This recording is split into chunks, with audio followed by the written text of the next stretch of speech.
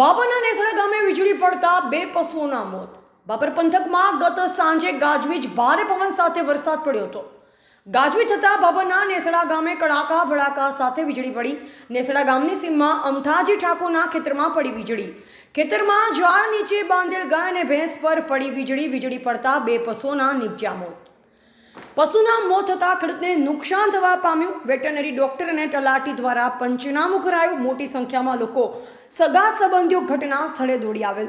સહાય માટે તંત્ર પાસે કરી માંગ।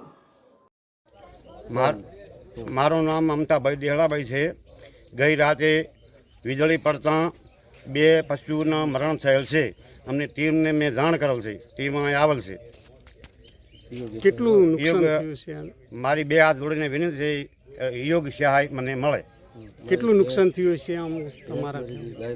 એક ગાય અને એક ભેંસ મરેલ છે।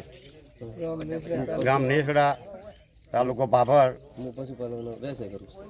પશુપાલનનો વ્યસન કરું। ગામ નેસડા ગઈકાલે બે પશુના મરણ થયા હતા, એક ગાય અને એક ભેંસ। અમારા પાડોશી છે અંબારામભાઈ અમથાભાઈ, તેમના બે મરણ થયેલા છે। એમને કોઈ યોગ્ય વળતર ચૂકવવામાં આવે તેવી અમારી માગ છે।